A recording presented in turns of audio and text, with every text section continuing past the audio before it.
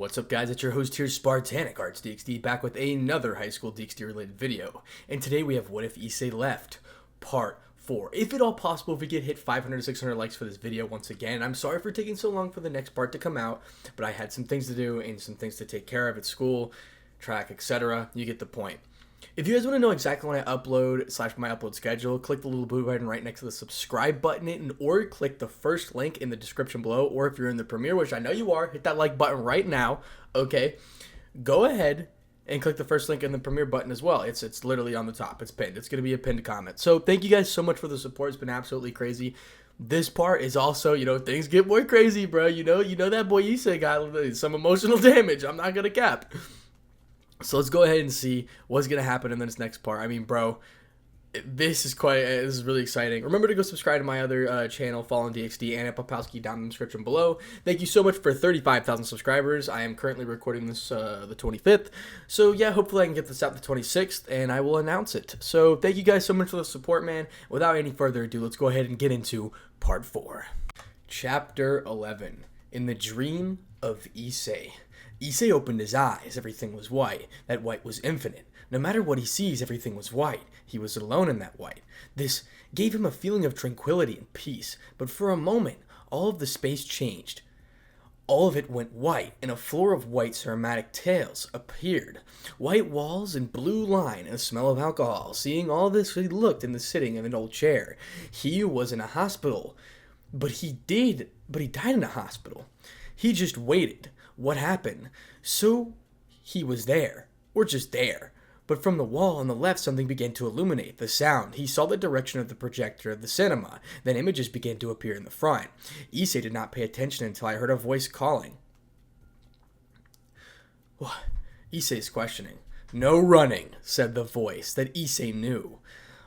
Issei left his sight. The images that received him were a man chasing a baby who was running around. The man was no one but his father. This was his memory, but he could not remember anything of when he was a baby, because that was impossible. But there was his little self running around being followed by his father. Ah yes, that's Guru, with a sad tone, Issei says. Issei knew it did not matter that his appreciation, the feelings that he had towards his parents disappeared. There was still the feeling of betrayal, sad, and it does not matter when he got angry, the sadness did not disappear, but grew uncontrollably. That was what he felt. He was trying to suppress all the sadness, anger, and more, but he did not signify that it did not hurt. It did. He felt like his heart died. He did not let it come out, but he already failed. Once with Sanji, another with his parents. This was bad. He was like a bag with water. Once he has a hole, all the water came out, something that he tried to avoid every second. Issei, well, he felt many things, but he kept watching the movie or memory, past all of his years as he grew up when he met Irina, but everything began to darken when Irina left. That was a blow for the boy, for the movie, but for Issei, when he saw that his parents hardly cared about his condition of their son, they just said that everything is fine and just to go play. Why was that? Because they did not pay attention to him, because they did not console him, because they did not play with him. All they did was to be with him superficially. They barely supported him. They barely paid any attention to him. As Issei saw this, his blood began to boil. What happened with them? Because he never realized this. They hardly imposed something of what they did when he was young. But the movie came to the moment that Issei changed his whole life. And that was to meet that old pervert. Issei saw his young self become a pervert, but nobody stopped him. It didn't matter that he bought magazines, games, that his face was perverted almost all day, but nobody corrected him. Nobody stopped him. Because of that, Issei of the present is hurting, and it makes him angry to see himself. He knew what was going on through his younger mind, and what was maybe he could get the attention of others. He knew he started all of this with perversion. He was just sad. He was looking for attention. He was looking for someone to fill Irina's place. That was all. But everything was changing, and he was forgetting. Issei was repressing all of his anger. All this happens. Everything happened because they didn't give him attention. He fell into this hole of perversion, betrayal, anger, sadness, everything because they didn't stop him. Nobody gave him a stop. It was difficult. Difficult to sit with him and talk. It wasn't Better to tell him just to leave it behind. It was easy to punish him. It was easier to let him do what he wanted, but it was too difficult to give him attention. It was difficult. These were the words that they repeated over and over again. Hundreds, if not thousands, or millions, or billions of sometimes it was all the same.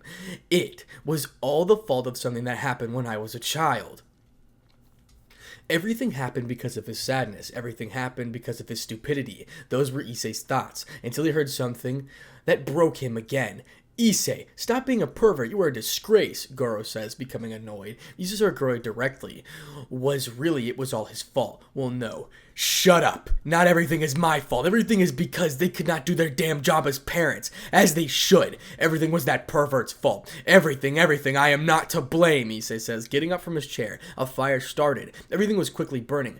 Because they didn't pay any attention to me. Because they weren't here. Because they didn't stop me. Because nobody helped me. Because as the flames spread through the room.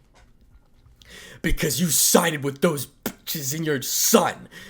Because they hate me, because they disgust me, because I'm not enough for you, because you brought me into this world. You raised me, you didn't help me, you betrayed me. You screaming uncontrollably, but the image changed to another. The image was him on Goro's on his shoulders, then it changed again. It was one of Miki feeding him, and then it changed again. Now it was him smiling at the two of them. Issei sat down again and took a deep breath. Then all the fire was cooling down, and at the end it disappeared. Issei saw those images, those were moments from his early years. Then he spent all of his best moments, and he just sighed. I can't handle this. I can't keep hating my past, since it's the one that made me what I am. It's the one that helped me to be sad, difficult, funny situations of all kinds. Thanks to that, I met people who hurt me and people who support me, raising his hand forward. All of the liquid on the floor went to the screen and projector, and they froze. Issei got up and walked over to the ice and kicked it. You know what they say. What happened yesterday marks you today. What happened today marks tomorrow. Issei just sat down again in silence. Time passed quietly in that place, but from one moment to another, a beep was heard, consecutively from his right, and when he was surprised. Issei seeing himself laying on the bed, surrounded by all the girls. Issei noticed what was making the noise was the machine to see his heart rate. Issei saw the window where the light was coming from. That means it was daytime. But from one moment to another, it was night. And he turned back to the girls, but realized that Gabriel was missing. Pyongmin, then he did it again during the day and again at night. But now they were missing. Lefei, Ravel, Zenobia, and it was repeated day and night. And only a week had passed. And Issei was in bed alone with no one. He was only accompanied by the sound of machines around you. Issei just smiled and walked towards himself. Only a week. Who would say? Being next to the bed, but he started to disappear. Oh, it's time to go, Issei finishes. But before he disappeared, he heard a voice well known to him, and when he saw it, it was Rias next to Volley. I hope that someday you will wake up, but meanwhile, I'll do this, but I don't regret it since you would do the same. Proceeding to kiss Volley, Rias does, and then seeing that, Issei disappeared. In reality, Issei opened his eyes and he could hear a voice. Issei-chan, please wake up. A girl with black hair, blue eyes, and a long-sleeved dark green blouse, a long navy blue skirt, and a dark brown boots was calling to him. I'm awake now, Sarah-chan, sitting up from the ground. Issei saw the sky and noticed that it was already night. How long was he asleep for it to be night? But he just sighed. Issei, are you okay? Seraphal said, touching his cheeks. Yeah, calm down. I was sleeping, putting his hand on Seraphal's hand, holding it against his cheek, caressing it. That's good, but everything is ready, with a serious face, Seraphal says. Well, Issei finishes, but I have to tell you that Riser is coming. It seems that he found out and wanted to come, Seraphal said. Oh, I made that Yachiruti go. Well, there's no problem. Remaining calm but serious at the same time, Issei finishes. Well, it's better we go. Seraphal makes a magic circle. Yeah, it is. Okay, time to get it and get out, Issei says as he disappeared in the magic circle with Seraphal. And that is the end of Chapter 11. Chapter 12. Issei and Seraphal appeared in a luxurious hallway of rooms. Issei saw the rooms and asked, What are we doing here? Issei said, Well, it's time for you to take a bath. You freshen up, looking at Issei. Okay, Issei said, When you finish, just signal to the maid who will be here, preparing to leave. Seraphal does. Okay, goodbye, Issei replied. Issei, upon entering, found a very luxurious room, and he went to take a shower, now with Seraphal. So scene change with Seraphal. Serafal. When leaving, Issei began to go to the room of the meeting, and when entering, he heard a conversation. Shemazov sang, Sir Zex, you along with Issei-san called us. You know that all the leaders are very busy. Just a month after the Trihexa, with a sigh of tiredness. I know we are very busy, but this is very important. His tone is serious, meaning business. Sir Zex says, well, I hope it's not another war, or a beast that could destroy the world. With a hint of diversion, Michael finishes. Barkil starts, Oh, Sura-chan, and where is Issei? Turning his attention to Serafal, who sat in his chair. Zectius says, Yes, Serafal, where is Issei? Growing slightly impatient from waiting. Serafal replies, Quiet, he will come. Saurorg says, and I was training. Calm yourself, boy. Have patience, a middle-aged man with black hair and violet eyes standing next to Biel. Sorry, Lord Zircum, Saurorg says. And why would they call us, looking towards his teammates? Arthur said to Byoko. I don't know, but it's strange that they called us, his eyes closed, Byoko said to Arthur. Arthur replies, True, being alert of whatever transpired in the meeting. Valena starts, Well, I already wanted to see Issei. I haven't seen him for a long time, smiling at the prospect of seeing the one she considers a son. Yakuza says, Yeah, it's been a while. Serafal replies, Hey, Sona-chan, do you see anything? Pointing to a blonde. He hasn't said a word since, Sona said. I see. Glaring at the blonde with Sona, it seemed that the sea tree shared the same sentiment as the Mao Leviathan. What's happening, daughters? Lord Seatree said, seeing the strange exchange between his daughters. Indeed, what is going on? Why is Sanji-san involved? Looking at the now named Genshin Sanji, Lady Seatree says. It's nothing, Sona says. Yeah, it's nothing, Serafal replies. Ajuka starts. Sir Zex, can you give me some information about what's going on? Looking at his friend. Issei will tell you that, Sir Zex replied. Everyone talked to each other, but there were two people who didn't say anything. These were Tanin and Odin, each for their reasons, but it was if they were worried about something. Gondel noticed this, but didn't say anything. The entire room was quieted down, hearing a knock on the door. Enter, Sir Zex says. A maid came in quickly and bowed. The maid says, Lucifer-sama, your guest is ready, pointing to the door. Let them through, Sir Zex says. With your permission, proceeding to leave and making way for the someone to come in. Someone entered the room, which remained in a great silence. The person was brunette with pale skin as if he were sick, a black shirt, black pants, a black jacket, with red details on the sides, and black dress shoes. His hair was drooping, so he did not see his eyes, and he transmitted a vibe of coldness. No one in the room knew who he was. They were waiting for the Oppai Dragon, a cheerful person, perverted, who dresses with bright colors, who transmitted an aura of joy and perversion. But who was the person in front of them? Only recognizable by Sir Zex, Serafal, Sona, and her Parage, Tanin, Onin, Yakuza, and Saurorg. They knew who was the person in front of them. Some were speechless, and Sir Zex was in shock. Hey, who are you? We were waiting for someone. Better leave. Increasing his aura, Reza said. Oh, the shitty chicken doesn't remember me. The person who put his pride in his ass, Issei says, sitting in the chair that was in front of him. What you did? About to give up, his father stopped him. Hello, everyone. For whom this does not recognize me, I am Issei. His tone was cold. Many in the room were surprised. Many up from their seats. What? A shocked scream surrounded throughout the room. Hello? How are you doing? His tone is now calm, Issei said. Issei, what happened to you? Are you okay? With great concern, Valena says. Issei replies, Hello, Vin-chan. And to answer your question, yes, more or less. Zectodius starts. Issei, are you sure you're fine? You look horrible. His expression is similar to his wife. I'm okay, speaking calmly. Everyone had many questions, but someone spoke seriously, interrupting them. Issei, I want you to please tell us everything, looking at him very seriously. Issei says, Okay, Ajuka, could you use a spell so that everyone can see my memories? What for? Ajuka replied, confused by the request. Well, it's better that you see it than to explain it. Oh, and another thing, record this meeting. Still calm, but his tone is cold. For what reason must we record it, Sir Zex says.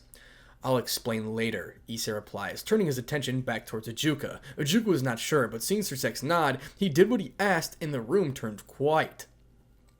Alright, just think about the memory and it will reproduce, Ajuka says. Okay, Issei says, closing his eyes and focusing. Valena, what's going on, Issei? You're so serious that we have to see it.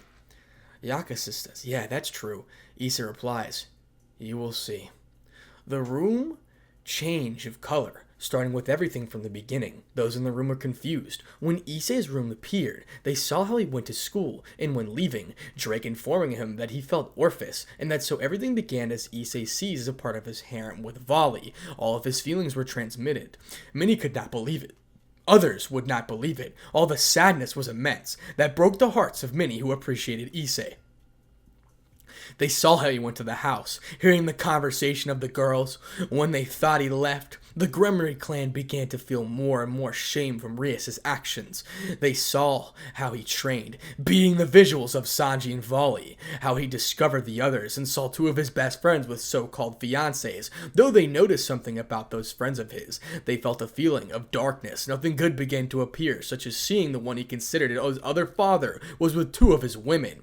How it broke every time, more as he thinks about suicide. They saw as he saw the people having sex in his own room, how he talked to Rainier, how he suffered from the acid, how his mind was corrupted more and more, everything that happened in school, how his perverted friends did the unforgivable act to him, how he broke and released his wrath, how he humiliated Sanji and spoke his truths, how he talked with Kadase and Murayama, and talked to Grafia and Serafal. They could see how he met his parents and what they told him. This flared up the material instincts of the woman who had children. Finally, they saw the ending. Starting from his dream, showing his past, his body experience, hearing Rias' words made Zictodius and Valena see a tramp portraying as their daughter, and how he arrived with Serafal. Everything ended in less than 30 minutes.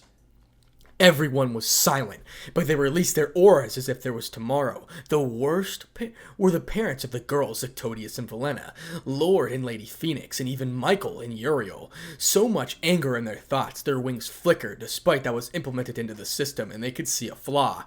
Surzex was expelling much of his power, as well as Grafia. Even those who were likely like Shimazim and Zurkham were no exception. Barkil was grinding his teeth, but everyone calmed down to hear a roar. "Ah! I'm going to kill those bitches! How dare they do that to a dragon? They will regret everything they were born!" Tanin says, releasing an insane amount of killer intent.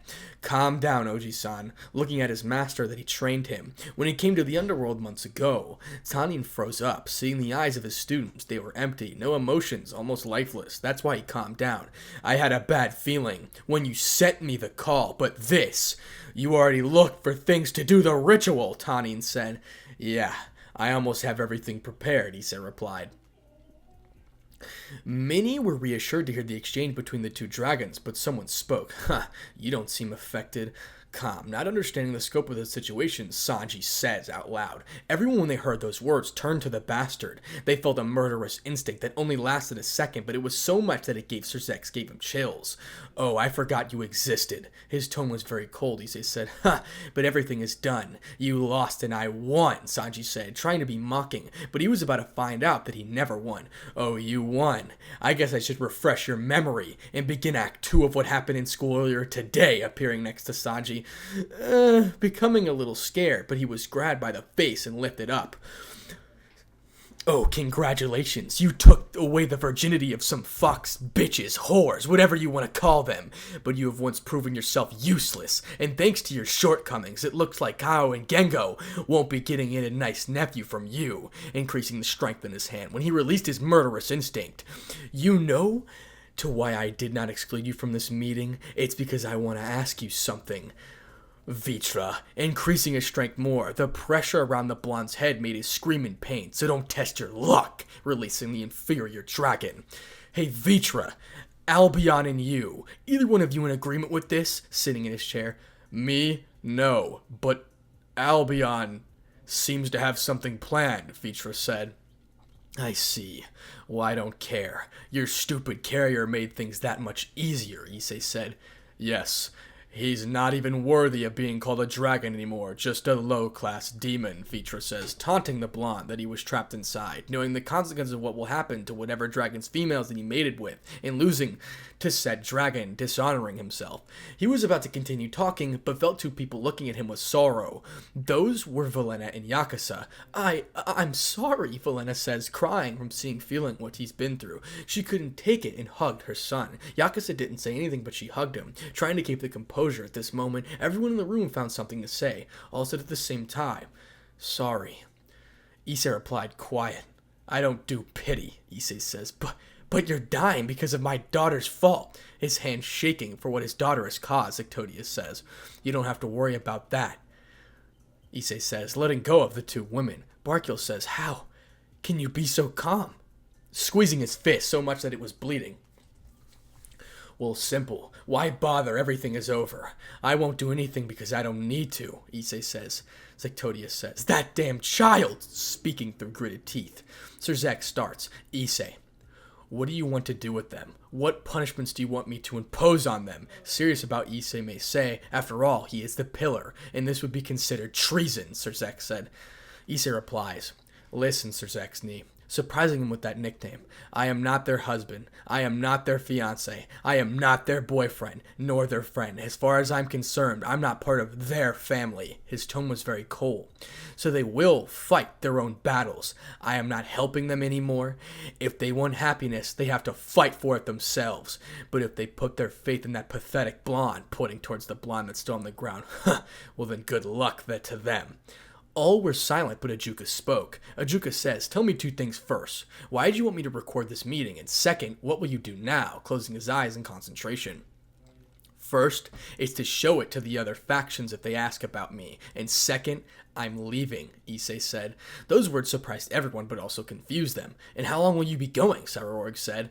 Issei replies, well, I could be gone for a few months, maybe a year. I don't know how long, but I'll be gone. Though I would need to finish school, education is important. I would like to get my degree, Issei says. Many wanted to tell him something, but they knew all the feelings he had, so they didn't say anything. Do you need help? Tanin says. Issei replies, no thanks. Also, have a recording for Old Red and Lily-chan, Issei said. What? For Great Red, Sama and Lily-chan? Serafal said. Doesn't it seem strange that he hasn't appeared yet? Issei says. Everyone upon hearing that realized what those words meant. That if Great Red found out what Orphis did, he was capable of killing her, and not just her. Issei says, a few days after waking up, he called me in a dream. He told me that he would go to sleep for a long time, and that he would take Lily-chan. His words in quote, I'm taking her, so that there is not another semi-nude Galaglosli that can create another terrorist organization, Issei said, end quote. Serzek replies, Issei, would you like to tell us to call them so that we can give them a punishment? Serzek says. Issei replies, I don't want to see them, as I told you. You can impose your own punishments, but I don't want you to tell them anything now, Issei says. Valena says, and we shouldn't tell them anything because? Annoyed and confused by Issei's decision. Issei replies, what do you think they'll do if they are told something? They will look for me, acting like pathetic wretches trying to save their own skin, like the cowardice people that they are. Well, except for Lesser Lucifer, he's likely to be an arrogant to the whores that he slept with. They probably don't even know that I saved that wretched one's life by taking an attack from the Trihexa, hence why I was in a coma, Issei said. Ddraig says, it's true. That damned white one would have died had it not been for my partner, Ddraig says, making himself known for the first time, knowing Issei can handle the situation. Yakuza replied, but they must be punished. Issei says, yes, but they will be the ones who look for me, and I don't want to be disturbed. You can do what you want, but at this moment, you need time to think and reflect on what you will do. Right now, you're letting your anger get the best of you, Issei says. Everyone was silent. Zircum finishes, or starts. You have matured, young Sekiryuutei. I look forward to your return, and you may prosper on your journey, definitely worthy of a higher rank. I bid you farewell. Zectodius, Valena, Serzex, have a good evening. Getting up from his seat and leaving to head back to the BL territory. If one could see his face, they would see a smirk, as he was very impressed by the maturity of Issei by calming the situation and telling the leaders to think rationally before they make a decision, rather than seek revenge. He left their judgment in the hands of the factions, not wanting to deal with such traitors himself, as he wanted no ties to them. But one question did come to his mind. I wonder what your clan will be called. Knowing that Issei seemed content with leaving the Hyoudou Surame behind, as he was no longer with them, or at least not anymore. Well, that's it. I better leave, Issei says, getting up from his own seat. He was about to leave, but Zectodius would speak. Zectodius says, when do you leave? With his head down. I don't know, but I think that after doing the ritual, Issei said. Well, you can stay in the mansion tonight. Serious about his suggestion, he wanted to spend time with the boy. From what he saw in his visions, it's clear that he did not have much parental love like they gave Rias, but despite that, Issei turned out better due to the turmoils he's gone through. No, I don't want to be a bother. Initially declining the proposal, but upon looking at Zictodius and Valena, something made him inclined to agree. Fine. Okay, let's go, Issei said. The meeting ended in only 40 minutes. Everyone felt angry, sad, and there were emotions. But many went and apologized to Issei and said they would punish those that hurt him before leaving to their own destinations with a recorded copy of the meeting, while Issei, Zictodius, and Valena went to the Grembre mansion. And that is the end of Chapter 12. Chapter 13. Issei, Zictodius, and Valena left the meeting room, leaving Sir Zex, Grafia, Seraphal, and Sona and her entourage. Heoni-sama, can I castrate Sanji? Sona said with a calm smile, but her eyes looked dead, similar to Issei's emotionless face. Sona! Seraphal said, fearing that she would freeze her sister in place before she did something out of character. Now? In the Grembre mansion? When the Parashots and Issei appeared, a servant girl greeted them curiously. Valena starts. Issei, you better go to sleep. It's late. I'm sure you must be very tired, looking at the brunette. I'm going to take care of the engagement, proceeding to leave as she did. A tear fell from her eye, which didn't go unnoticed by Issei. Zictodius says, okay, good night, Issei. Unable to look Issei in the eye, as he also walked away from the brunette. Okay, Issei replied. His tone was calm and quiet, knowing the parents were hurting. They wanted to look strong, but they couldn't deny it. The actions of their daughter hurt them tremendously. Issei followed a maid to his room. When Issei arrived, he took the coat off and sat on the edge of the bed. Ah, really, it's good that I'm here, Issei says, closing his eyes and basking in the moment. I guess you could say that, Ddraig says, his tone just as quiet as his partner's. Well, I better try to get some sleep, Issei says, lying down on the bed without a care in the world. As he laid down, he didn't move. He wrapped himself up. He was just laid there in silence with his eyes closed. He did for minutes, but he couldn't sleep at all. No matter how hard he tried, he began to move from one side to another, but nothing was bothering him. Issei got up from the bed and looked at the clock. Huh? It's already been an hour? Surprised by how much time has elapsed. Issei felt thirsty. He got up from the bed and put on his shoes and went out to look for the maid, but there was no one. Whenever he looked out, there was no butler or maid, nobody. For a second he was worried, but it was the Grembre mansion, so he didn't have nothing bad to worry about. He went down to the living room and he saw something, or rather someone. It was Zictodius sitting on the couch, but on the table there were boxes of beer and wine, and he was drinking some of them. Zictodius, son, what are you doing? Issei says as he approaches, is trying not to scare the man, depending on how much alcohol was in his system. Zictodius replies, oh, I'm not doing anything. His tone was soft-spoken. While drinking a glass, I'm just here, sitting. He turned his attention to Issei, but what are you doing? Zictodius says. Issei replies, I just can't sleep, as if he sits on the couch in front of Zictodius. Huh, you're not mad at me. Don't you find it funny to see me like this? Zictodius says, taking his glass for another drink. Why would I be happy? Issei replied, confused by the man's question. Well, you're in front of the father of one of the girls who betrayed you. Please don't hate me. Please don't hate me, lowering his head in a bit of sorrow, Zictodius says. Ah, Issei replies, now understanding the man's question. Can I have one? Pointing at a beer. Of course. They are special beers and wines for demons, confused by Issei's want for the drink, Zictodius says. Okay, Issei replies, taking a beer and drinking it. Ah, this flavor, making a sour face. Ha! Look at your face, Zictodius, laughing hard at Issei's face made. Don't make fun of me, Issei says, frowning while he took another drink. Ah, now that's better. Yes, well, it's delicious, taking a beer from the table and drinking it as well, but then he stopped.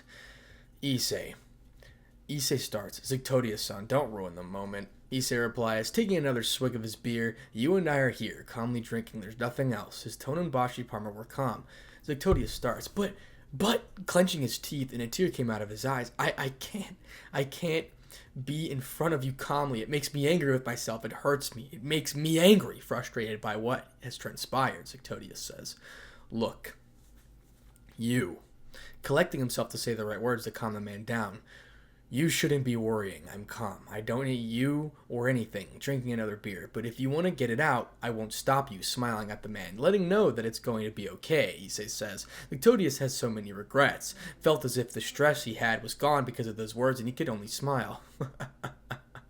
Laughing bittersweetly and drinking a whole beer in one gulp. Thanks, looking at Issei, said Zictodius.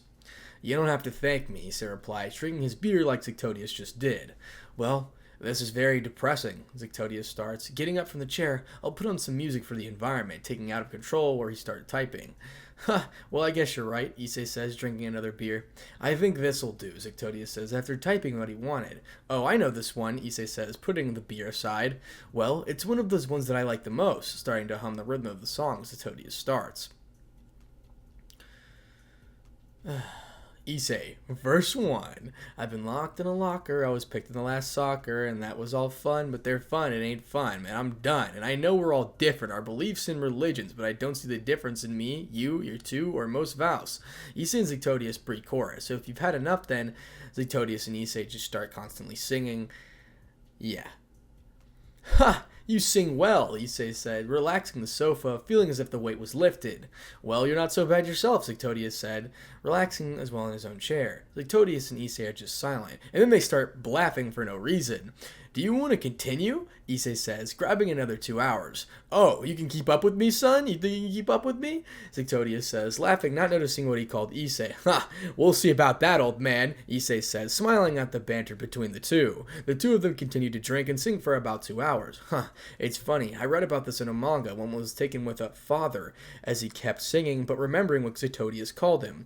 Drink by drink, bottle by bottle, the two formed a bond, although through silly but refreshing action. Now, after 2 hours. The two finished singing a song and were tired. Standing up, Zectodius walked towards Issei, who also stood up, and placed his hand on Issei's shoulder. Really, thank you for not hating me, Zectodius, his head down in gratitude. How could I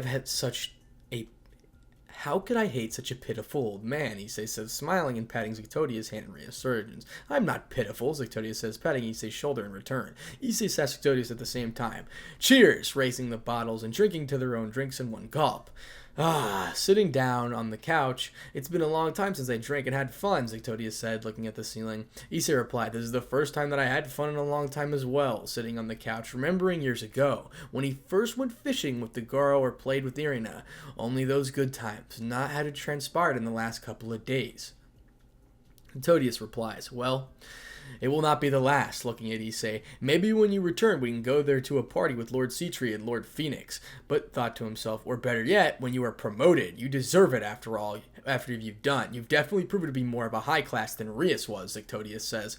Well, that doesn't sound like a bad idea, old man. A small smile forming on his face, Issei says. All can is wait for one come back, Zectodius said, falling asleep on the couch. With a drop of sweat in his head, I better let him sleep. Getting from the couch and putting away for a few years' case before going to the yard, Issei does. Now, in the courtyard, Issei sat on the bench looking at the sky of the underworld. I don't understand two things, Ddraig said, making his presence known. What are those things? His gaze remaining on the sky. Well, first, because you don't hate them, Ddraig says. Easy. I hate their daughter, not them. They are not to blame for what their daughter did. And the fault is on her and her alone. It goes to all of them, once again, showing the maturity, not blaming on the others, who were aware of the infidelity and pulling out a beer and opened it. The second. You did not get out of touch with him, Ddraig says, imagining the answer as he sees how Issei has grown. Well, having a drink of beer, he was already in that state, just knowing what his daughter is to me. Imagine what I would do if I started to take out all of my sadness and anger with him, looking back at the sky. They don't deserve that, Ddraig, Issei says. You know you are going down a long path, right? Ddraig says, knowing his partner is not seeking revenge and will never forget what has happened, but he knows how to move on. He did with the fallen angel. He'll do it again. After all, as the saying goes, what doesn't kill you only makes you stronger. Yeah, I guess I am, Issei says, drinking more of his beer. You know that it has no effect on you, so why do you keep taking it, Ddraig says. Oh, I like its taste, Issei says, taking out his phone and headphones. You want to accompany me to a song? Ha! I prefer to listen to you, Ddraig says, relaxing back in Issei's mind and waiting for his partner to sing as he calms both of them. All right, he proceeds to start singing the song and tapping the bench of the rhythm of the song. Issei just starts singing and finding answers, forgetting all the questions we called home. So basically, he's just singing the whole entire time. And then we stop. Issei breathed out a sigh. The song ended, looking to the sky, envisioning the sunlight as the song depicted. You sing well, a feminine voice called out to him. When did you come back? Valena-san, seeing Valena walking towards him. Not too long ago, Valena says, sitting next to Issei. And? Issei replied. Well, you are, more or less, not committed to her. But finishing everything will take at least 2 days. Turning to her gaze to the sky, Valena does. Issei replies. But that's not what brought you here, Issei says, looking at the sky. Well, I found my husband asleep in the living room. No servants around. I heard someone talking and realized that you were there. And I just came to see you. Her voice was calm and motherly as always. I see. Thank you, Oka-san, calling her by her title, that she always wanted to call him. Even if it was no longer committed to her daughter, she took care of him, teaching him how to be sophisticated in the Devil Society and teaching him business strategies. While Miki paid more attention to the girls, Valena was ensuring Issei's future like a parent who would do for their child. Issei was grabbed into embrace, an embrace that he has missed for so long, a mother's warmth.